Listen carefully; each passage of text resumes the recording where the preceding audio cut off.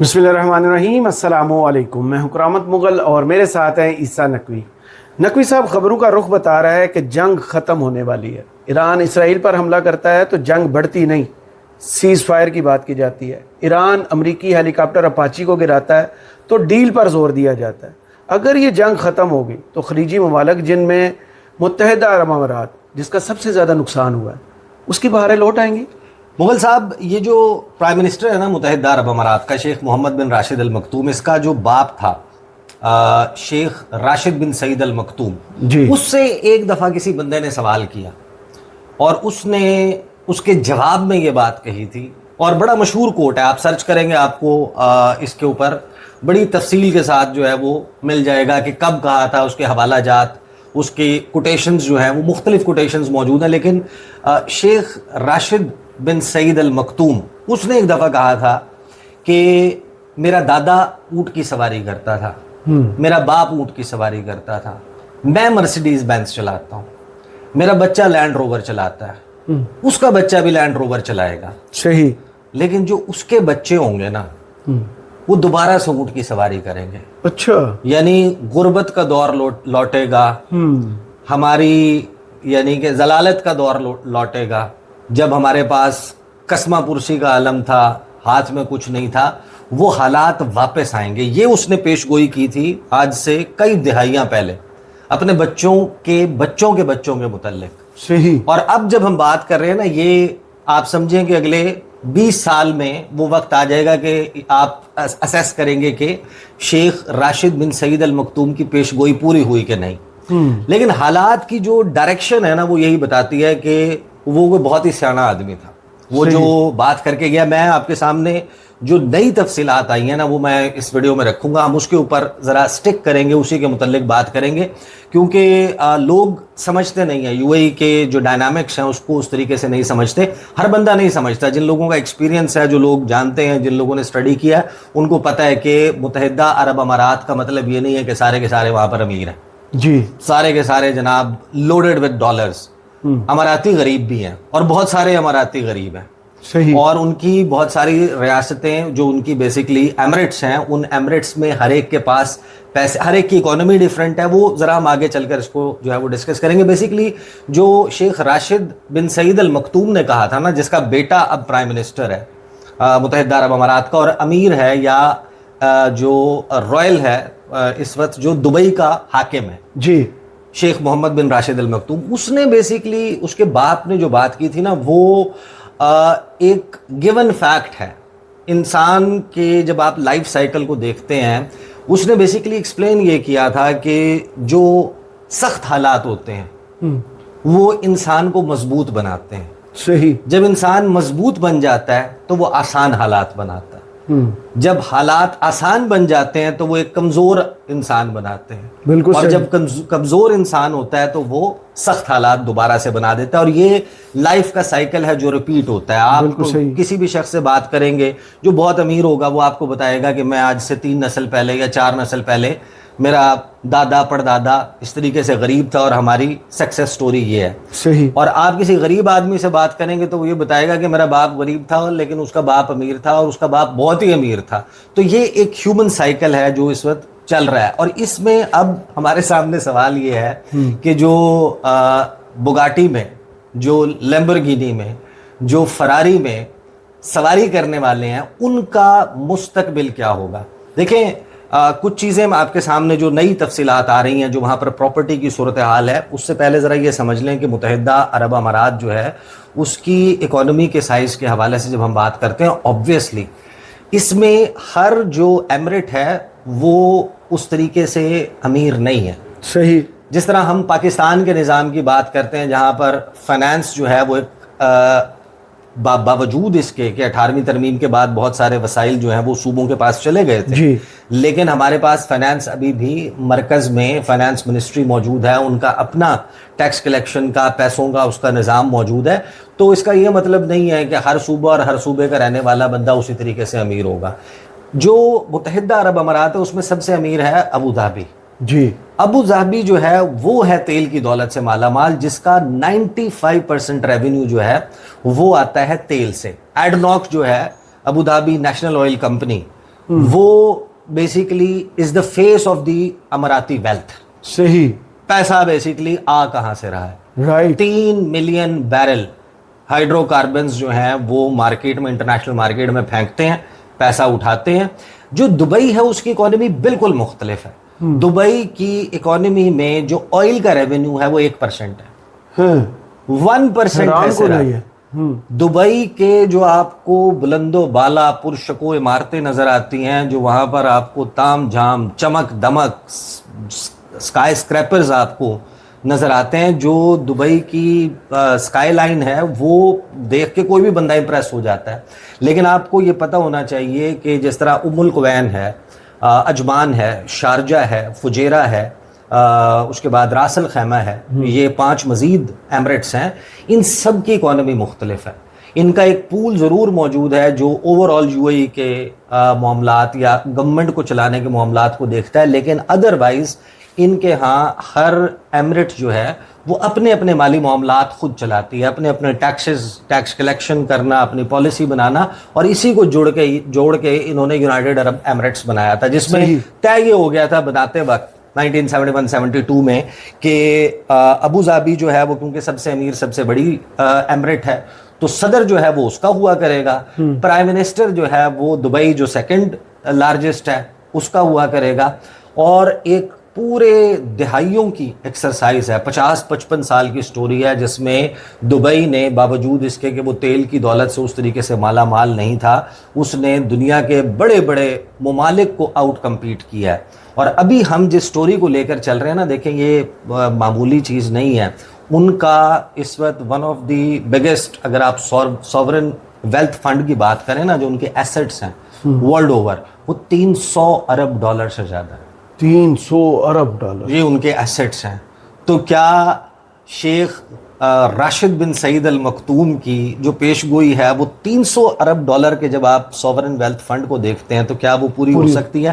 اس کو ذرا ڈائسیکٹ کرنے کی کوشش کرتے ہیں. سب سے پہلے آپ کو میں ڈانا لیوس کی ویڈیو جو ہے وہ آپ کو پتہ ہے گورا تو ہوتا ہے, جب گیا نا دبئی سے باہر تو اس نے جا کے وہاں پہ فر بولا, وہ واپس آ چکا ہے. لیکن یو اے ای میں خاص طور پر دبئی جس برے طریقے سے ہٹ ہوا ہے اور جو اس وقت وہاں سے صورتحال سامنے آ رہی ہے نا, ان کی اکانومی کس چیز پہ چلتی ہے؟ ٹورزم پہ چلتی ہے, جی, فورن ڈائریکٹ انویسٹمنٹ پہ چلتی ہے. جو لوگ آ کے وہاں پر سرمایہ کاری کرتے ہیں, فلیٹس خریدتے ہیں, پراپرٹی خریدتے ہیں, پیسہ ڈبل کرنے کے چکر میں آتے ہیں, عیاشی کرنے کے لیے آتے ہیں, کلبز جانے کے لیے آتے ہیں, شراب انجوائے کرنے کے لیے آتے ہیں. Basically investment and entertainment capital of the middle east, صحیح, جہاں پر پورے دنیا کا مال و دولت اٹھ کے آ رہا ہے. پھر دبئی پورٹ ہے, اس کی بہت بڑا ریونیو ہے.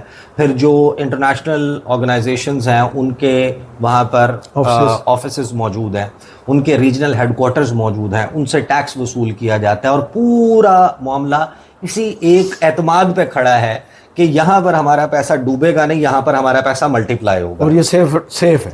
ہاں, اور یہ جو تاثر ہے یہ ٹوٹ گیا. اور جتنی مرضی آپ پی آر کر لیں, نمبرز اسپیک فار دیم سیلفز. جو مئی کا مہینہ ہے, مئی کا مہینہ, اس میں پراپرٹی کا جو سیکٹر ہے, جو ریئل اسٹیٹ ہے, وہ کس برے طریقے سے ڈیمیج ہوا ہے. 86% ڈاؤن ہوا ہے. یہ ذرا آپ گفتگو سنیں اس نے کیا کہا ہے. So sales volume numbers don't tell you everything about a market, right? But they tell you some things. They tell you about demand. They tell you about pricing. They give you a really good idea about what's happened to the Dubai market given the crisis with Iran. And so for May, they're saying that townhouse and villa sales numbered around 15 per day, just under 500 for the month. If you compare that to last year at this time, they were around 1,500 per day. Pretty dramatic drop, more than 85% according to somebody's math this morning. I think it's even bigger than that. But that gives you an idea of how demand has fallen off on registered sales. That affects pricing. It affects rentals. Will it recover? Probably, if the situation with Iran is resolved. Are we getting closer to that? Not in my view. But this could kind of stumble on through the summer months And then we'll have to see what happens in the fall. Rentals may come back a little bit because tourism should come back. But then the pricing of the market won't so easily bounce.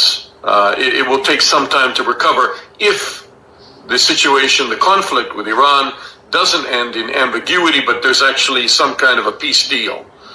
Looking doubtful at this minute. یعنی کہ Dubai جو ہے وہ اس وقت ایک انتہائی dangerous Tehran سے جڑی ایک انتہائی ڈینجرس لوپ میں پھنس گیا. یہاں پہ وہ یہ صاحب بتا رہے ہیں کہ روزانہ پورے دبئی میں صرف اور صرف 15 پراپرٹیز بکی ہیں مئی کے مہینے میں, اور لاسٹ ایئر کے مقابلے میں جس میں 1500 بکی تھی. صحیح 1500 اور 15 کا آپ ڈفرینس دیکھ لیں. وہ یہ بتا رہا ہے کہ 15 پراپرٹیز ڈیلی بکی ہیں, جس کا مطلب کیا ہے, جب آپ اس سٹوری کو کھولنا شروع ہوتے ہیں تو آپ کو پتہ چلتا ہے کہ Dubai is in big trouble. اور قارون کا خزانہ بھی اگر آپ بیٹھ کے کھائیں نا تو ختم ہو جاتا ہے. یہ بڑی مشہور کہاوت ہے کہ قارون کا خزانہ جس کو اٹھانے کے لیے پتہ نہیں کتنے 100 اونٹوں کے اوپر اس کی چابیاں صرف آیا کرتی تھیں, اگر آپ بیٹھ کے کھانے لگیں گے یا آپ اس سفید ہاتھی کو زندہ رکھنے کے لیے, اس کو چلانے کے لیے اب آپ اپنی جیب سے پیسہ لگانا شروع ہو جائیں گے, تو یہ وہ جوا ہے جس جوئے میں ان کی ہار یقینی ہے. اچھا, اور پراپرٹی کے مارکیٹ کے نیچے جانے کا مطلب کیا ہے؟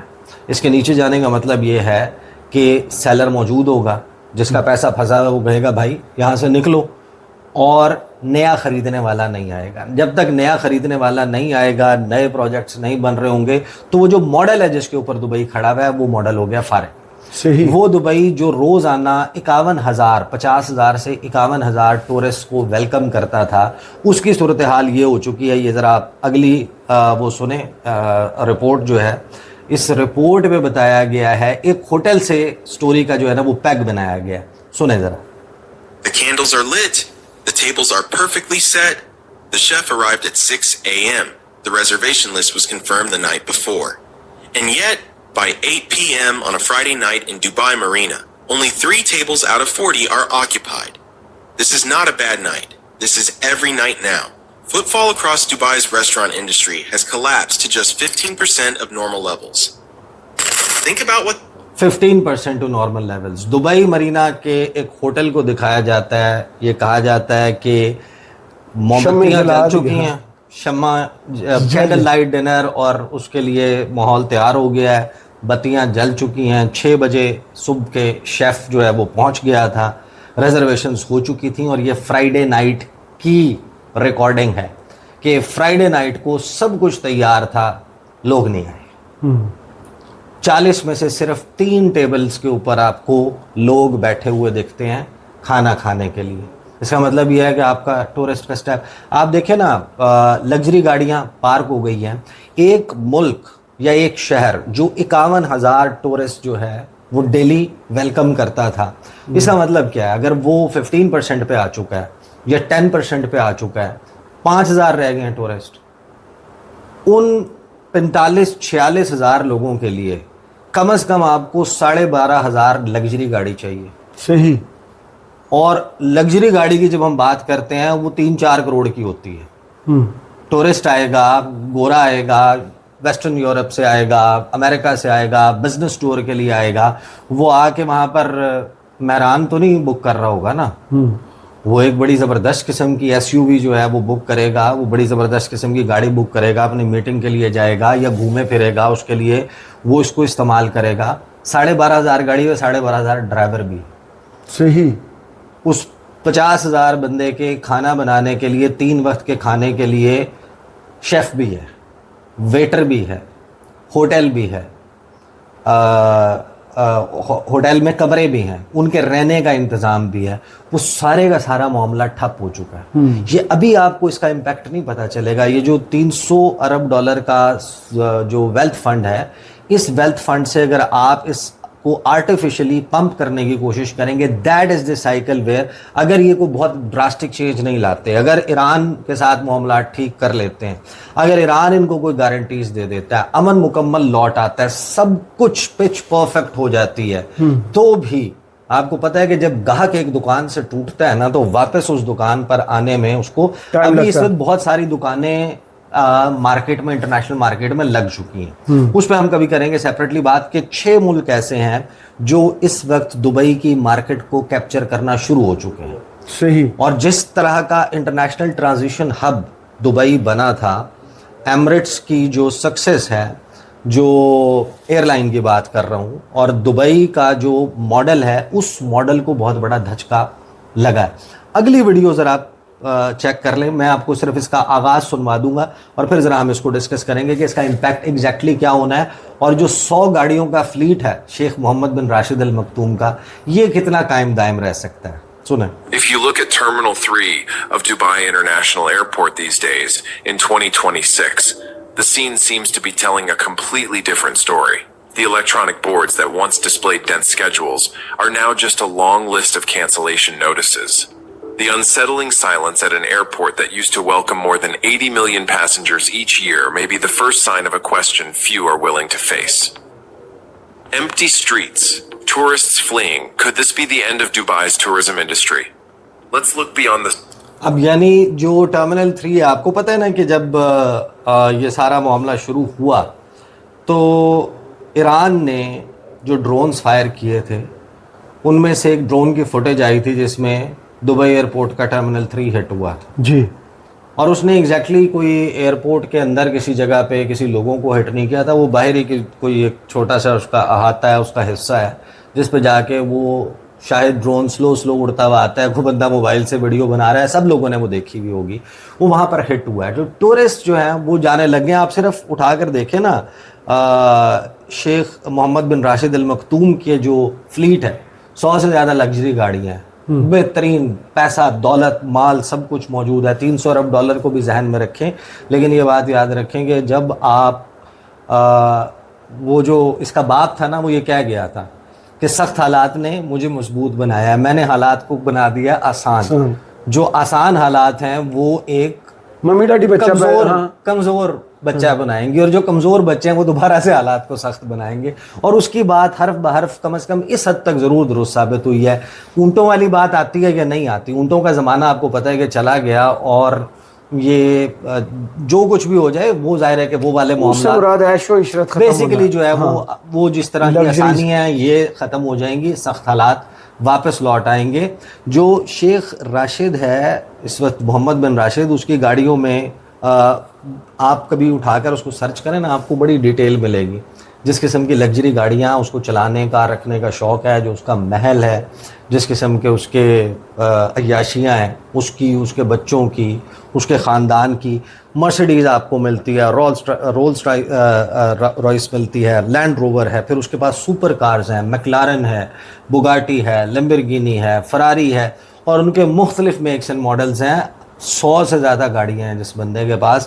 کیا وہ یہ گاڑیاں جاری رکھ پائے گا؟ اس کا تمام کا تمام معاملہ اسی بات پر ڈیپینڈ کرتا ہے. ابھی جب آپ ٹورزم انڈسٹری کی بربادی کی بات کر رہے ہیں تو اس کا مطلب یہ ہے کہ اسی ٹورسٹ کو کیٹر کرنے کے لیے اور اسی بڑھتے ہوئے نمبر کو کیٹر کرنے کے لیے نئے ہوٹلز بن رہے تھے, انہی کی رہائش گاہوں کے لیے وہاں پر انویسٹمنٹ ہو رہی تھی, ریئل اسٹیٹ کا بزنس چل رہا تھا. تو اگر تو یہ ریئلائزیشن ہو جاتی ہے جو ہم پہلے سٹوری ڈسکس کر چکے ہیں کہ اب انٹرنیشنلی اس پہ بہت بات ہو رہی ہے کہ ایک رائل فیملی کا جہاز جو ہے وہ اڑ کے اس نے تہران مہرآباد انٹرنیشنل ایئرپورٹ پر لینڈ کیا, اور وہاں پر ایرانی حکومت کے اہم اور سینئر عہدیداروں سے کو ملاقات ہوئی ہے. ایگزیکٹلی اس کا کیا آؤٹ کم نکلتا ہے, یہ سارے کا سارا معاملہ اس پر ڈیپینڈ کرتا ہے. ادروائز دبئی جو ہے وہ فی الوقت اجڑ گیا, اور ان کا جو اکانومی ہے, ابو ظہبی جب حالات بہتر ہو جاتے ہیں, ان کے پاس تیل کی تو مارکیٹ انٹرنیشنل مارکیٹ ہے نا, آپ کو صرف اور صرف یا تو فجیرہ کی طرف جو آپ کی پائپ لائن جا رہی ہے, جو ایڈناک نے اب اس کے اوپر کام تیز شروع کر دیا ہے اور اس کو ایکسپیڈائٹ کیا جا رہا ہے, حالات نارمل ہو جاتے ہیں, آبنائے ہرمز کا راستہ علیحدہ سے موجود ہے, فجیرہ کی طرف سے آپ عمان جو گلف آف عمان ہے وہاں سے آپ ڈائریکٹ جو ہے وہ عربین سی کو, انڈین اوشن کو ہٹ کر جائیں گے, تو آپ انٹرنیشنلی اپنا تیل بیچ سکتے ہیں. لیکن یو اے ای میں جو دبئی ہے دبئی کے پاس تیل نہیں ہے بیچنے کے لیے, دبئی کے پاس اپنا سافٹ امیج, دبئی کے پاس جو انہوں نے دکان سجائی تھی وہ برباد ہو گئی. بیسیکلی وہ دکان جو ہے وہ تباہ ہو گئی ہے. اور اگر اس نے ریکور کرنا بھی ہے پالیسیز درست کرنے کے بعد, تو یہ پروسیس بھی بڑا لیبوریس ہوگا. آپ کو کم از کم اس کی کریکشن کے لیے بھی 10 سال درکار ہوں گے. اس سے بھی آپ کا جتنا نقصان ہو گیا اس کی بھرپائی تو شاید نہیں ہوگی, کیونکہ انٹرنیشنلی بڑے اس وقت ہاکس بیٹھے ہوئے ہیں جو اس کی مارکیٹ کو کیپچر کرنے کے لیے, جس پہ ہم سیپریٹلی بات کریں. چلیں, بہت شکریہ عیسیٰ نقوی آپ کے تجزیے کا. کمنٹس باکس میں ضرور بتائیے گا یہ ویڈیو آپ کو کیسی لگی. اجازت دیجیے, اللہ حافظ.